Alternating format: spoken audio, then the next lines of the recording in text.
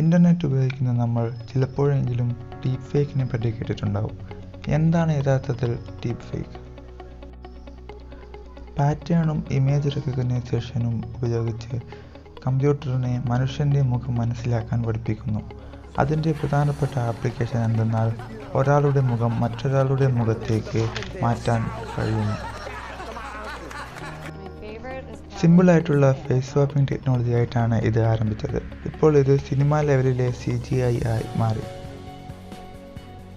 Deep ഫേക്കിന് പിന്നിലെ idea എന്തെന്നാൽ artificial intelligence ഉപയോഗിച്ച് ഒരു വ്യക്തിയുടെ ഇമേജ് ഉണ്ടാക്കുന്നു. നമ്മൾ സാധാരണ ചെയ്യുന്ന പോലെ സിമ്പിളായി ഫോട്ടോഷോപ്പ് ഉപയോഗിച്ച് ഒരാളുടെ മുഖം മാറ്റുന്നത് പോലെയല്ല ഇത്. മെഷീൻ ലേണിംഗ് ഉപയോഗിച്ചുണ്ടാക്കുന്ന ഈ ചിത്രങ്ങൾ ഒറിജിനൽ ഇമേജുമായി ഇൻഡിസ്റ്റിങ്വിഷബിൾ ആണ്.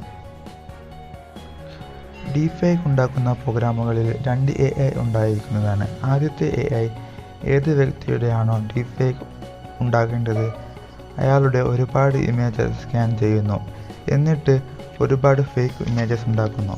രണ്ടാമത്തെ AI ഫേക്ക് ഇമേജും റിയൽ ഇമേജും സ്കാൻ ചെയ്യുന്നു, എന്നിട്ട് വ്യത്യാസമുണ്ടെങ്കിൽ ഫസ്റ്റ് AIനോട് പറയുന്നു. അപ്പോൾ ഫസ്റ്റ് AI അത് കറക്റ്റ് ചെയ്ത് പുതിയ ഫേക്ക് ഇമേജസ് ഉണ്ടാക്കുന്നു.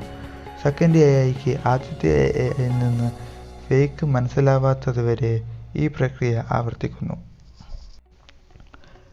ഡീപ് ഫേക്കിന് ഒരുപാട് ഉപയോഗങ്ങളുണ്ട്. ഡീപ് ഫേക്ക് ഉപയോഗിച്ച് അഡ്വർടൈസ്മെൻറ്റിന് വേണ്ടി ഫേക്ക് മോഡൽസിനെ ഉണ്ടാക്കാം. ഒരു റിയൽ മോഡലിനെ വിളിക്കുന്നതിനേക്കാൾ ചീപ്പായിട്ട് നമുക്ക് ഫേക്ക് മോഡൽസിനെ ഉണ്ടാക്കാൻ കഴിയുന്നു.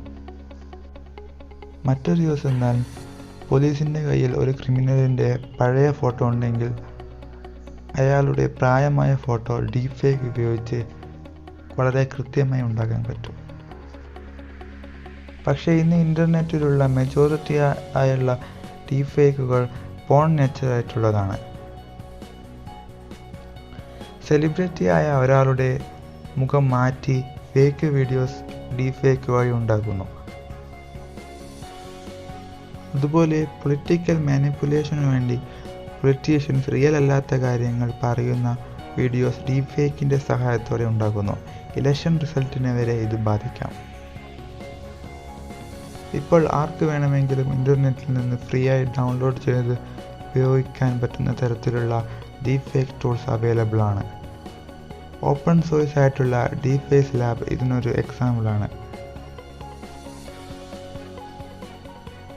ടെക്നോളജി വികസിക്കുന്നതിനനുസരിച്ച് നമ്മുടെ സ്മാർട്ട് ഫോണിൽ നിന്ന് വരെ ഡീപ് ഫേക്ക് ഉണ്ടാകാൻ പറ്റുന്ന ടൂൾസ് ഭാവിയിൽ അവൈലബിൾ ആയിരിക്കാം.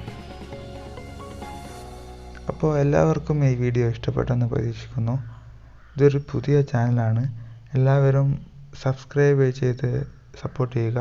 ഇഷ്ടപ്പെട്ടെങ്കിൽ ലൈക്ക് ചെയ്യുക, അല്ലെങ്കിൽ ഡിസ്ലൈക്ക് ചെയ്യുക, ഷെയർ ചെയ്യുക. Please consider subscribing.